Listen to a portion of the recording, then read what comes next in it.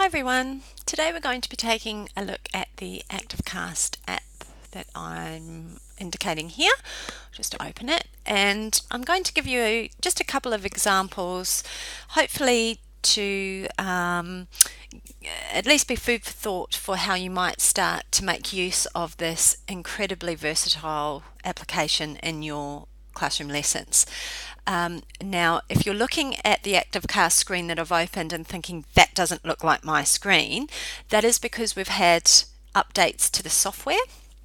I have made videos that explain how to update your software, so do watch those to learn how, because the advantage of updating for the last 3 versions is that you can now mirror up to 2 devices at once, and so you can really start to make some incredible use comparing and contrasting ideas, examples, students' work, etc. So I'm just going to move this up here because I know it's going to be in my way shortly for what I want to draw your attention to. So I've got 3 different examples. First example is a junior school example. We'll start easy. So, that's what I want. So in mathematics with my students, we might be looking at early multiplication, in particular arrays. And I'm just joining my devices to the screen here, and as you can see, I have 2 students who've wanted to share their screen. It is up to me to allow or deny that, or if there's student-led learning happening, it's the students allowing or denying the different screens to show up there.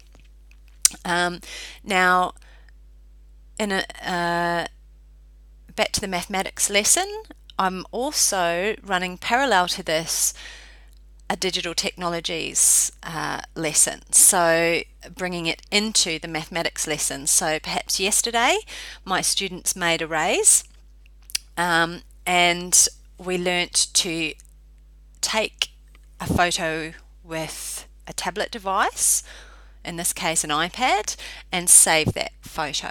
And today we are going and finding that photo. So what you're looking at there on the screen is an image of an array that the students did yesterday.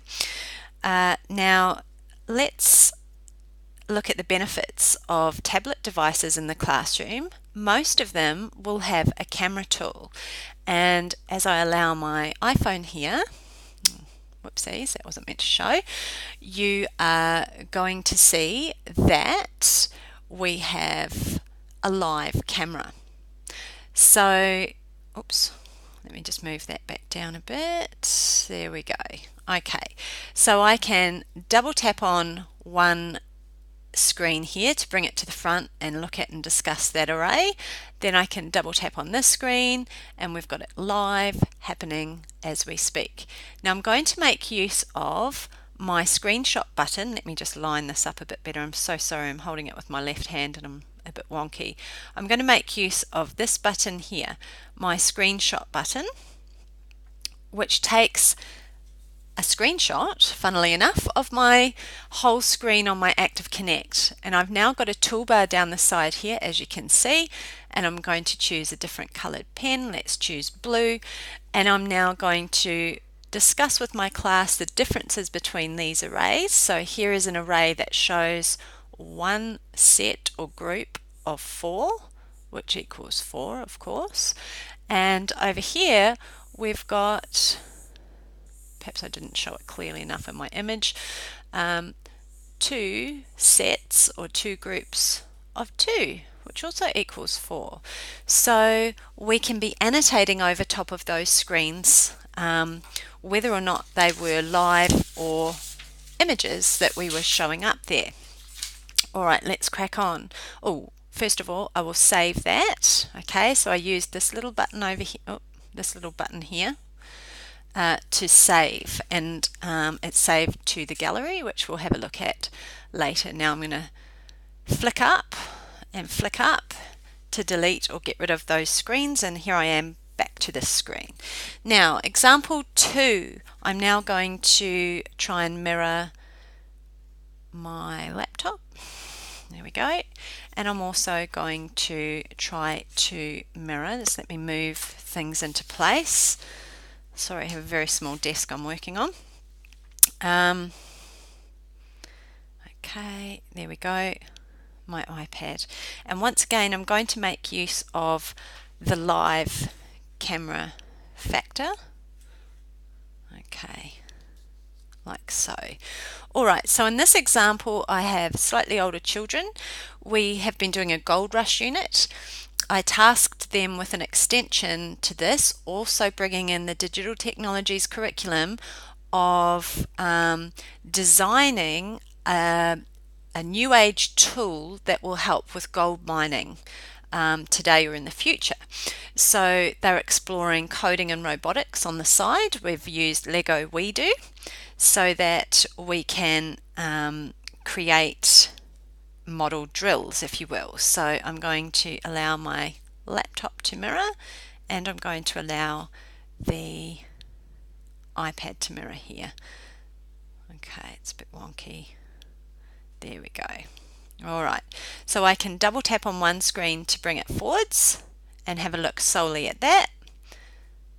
And I can double tap on this one, which is my my computer screen, and click that back like so. Alright, now what the advantage of this is, why is that not showing? Come on. There we go. What the advantage of this is I can show on one screen here how we can make changes to things. So this is the speed that we're talking about here. So let me make a change there. And if I hit play here, oops, might help if I show the speed. There we go. We can see it working there. And this over here is clearly the time. So let's change that to a longer time.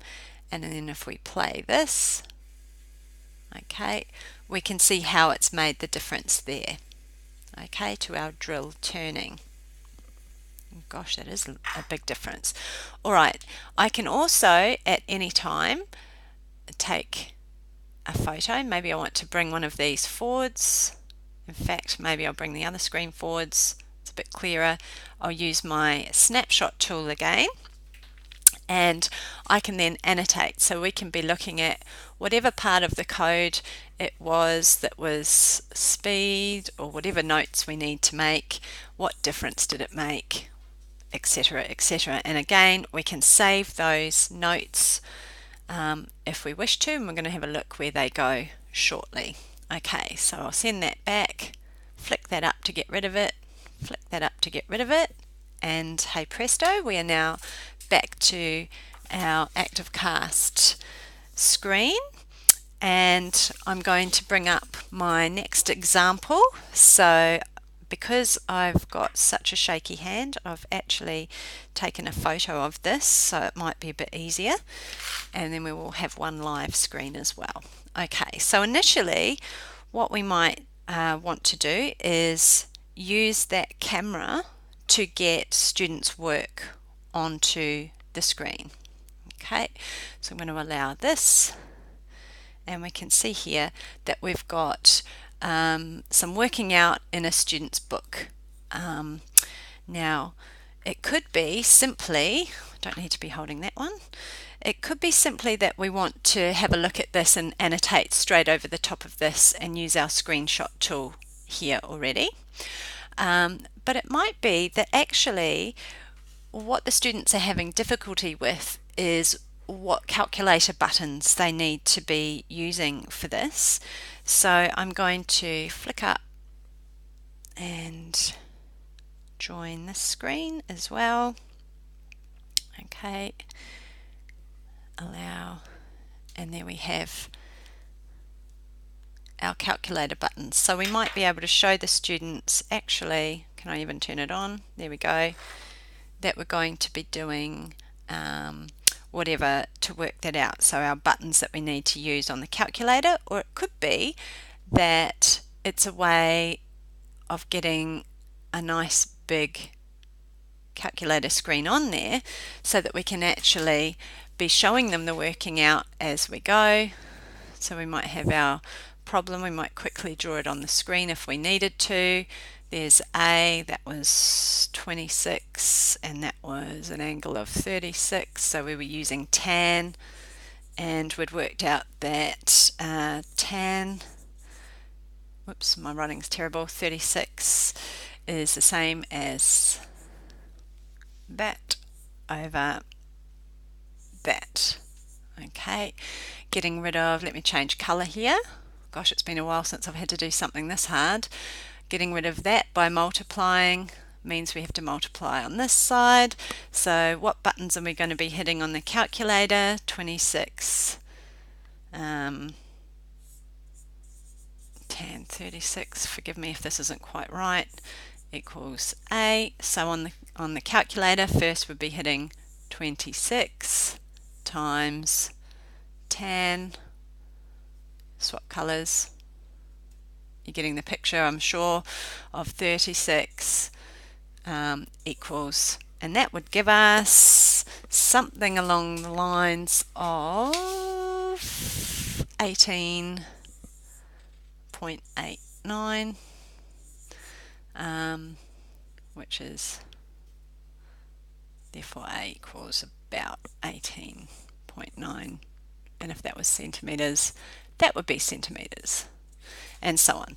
So you can see that there's many different ways you could be making use of this sort of app. Now let's go back to our home screen, because we're going to find where those images went, and they went into the gallery here. All right, so if I open the gallery, here are my images. We can see this one here. Okay, there's the speed one that we did, and here's our very authentic problem solving. And if I tap on the screen, you're going to notice at the top here there are some buttons that show up. Okay, there's some on this side and there's some on this side. So I'm going to tap on it again, and I'm going to use the one that's got the three dots joined as a triangle, which says share. And did I hit that? There we go. And this box down here should pop up. Now, depending what other apps I have loaded onto my ActiveConnect, this is how I can then share them out. So it could be that I'm going to send them to the network. It could be that I'm going to drop it straight into my Google Classroom or my OneDrive, or save it to my drive, and so on. So it gives me options of how I can then share that information or those notes back with my students, should I wish to do so. So hopefully you can see there that there's quite a lot of scope for different ways you can start using your Activecast or your mirroring app on your ActiveConnect.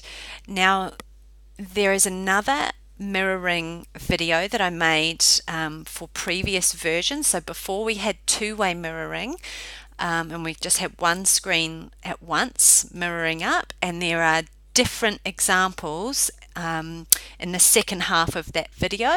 So if you're still after more ideas, do have a little watch of that. It might give you a few more things to think about. Thanks very much. Hope this was helpful.